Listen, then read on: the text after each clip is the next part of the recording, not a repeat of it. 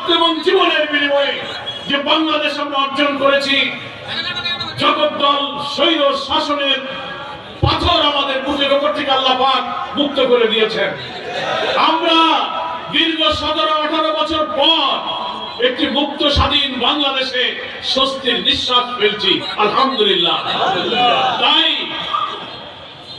ওই কারণে ঐতিহাসিক একটা নতুন বাংলাদেশে জামাত ইসলামী মাদারপুর জেলার এই ঐতিহাসিক সম্মেলনে আল্লাহ তাআলা আমাদেরকে উপস্থিত হওয়ার তৌফিক দিয়েছেন।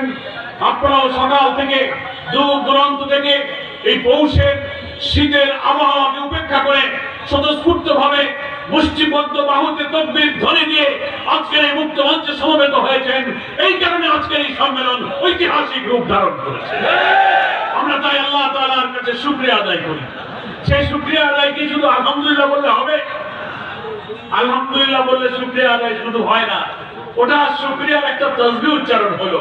কার্যত আল্লাহর প্রতি কৃতজ্ঞতা এবং শুকরিয়ার অর্থ হলো মহান আল্লাহ তাআলা দীর্ঘ কালো যুগের অবসান ঘটিয়ে কোটি কোটি মানুষকে অত্যাচার, নির্যাতন, জুলুম, ফ্যাসিবাদ, হত্যা, খুন, রিমান্ড, আয়নাঘর, ক্রসফায়ার এবং অর্থনৈতিক লুটপাট, রাজনৈতিক, সাংবিধানিক, মানবিক সব কিছুকে তছনছ করে দিয়ে আমাদেরকে যে কালো যুগে ঠেলে দেওয়া হয়েছিল, তার থেকে মুক্তি পাওয়ার পর আমাদেরকে হাজার হাজার ছাত্র জনতা রক্ত দিল, জীবন দিল।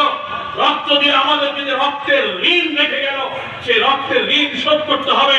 তারা যে নতুন বাংলাদেশ গড়ার স্বপ্ন দেখেছিল, শোষণ মুক্ত, ক্ষুধা দারিদ্র মুক্ত, অন্নহীন বস্ত্রহীন নিরন্ন মানুষের কান্না থাকবে না, যে বাংলায় শোষণ হবে না, অত্যাচার হবে না, রাজনৈতিক মিথ্যা মামলা হবে না, খাদ্যের অভাবে মানুষ কাঁদবে না, এমন এক বরকতপূর্ণ সমৃদ্ধ বাংলাদেশ গড়ার জন্য আমাদের সোনার ছেলেরা জীবন দিয়ে গেছে। ওরা কবরে আছে আহত 40,000 ছাত্র জনতা, কারো চোখ নেই, পা নেই, হাত নেই, মাথার মগজ বেরিয়ে গেছে, ঘরের মধ্যে বসে তারা আহাজারি করছে, চিৎকার করছে। ওরা এই মুক্তির স্বাদ গ্রহণ করতে পারছে না। ওদের এই ঋণ শোধ করার জন্য একটি নতুন বাংলাদেশের জন্য আজকে 18 কোটি মানুষ স্বপ্ন দেখছে।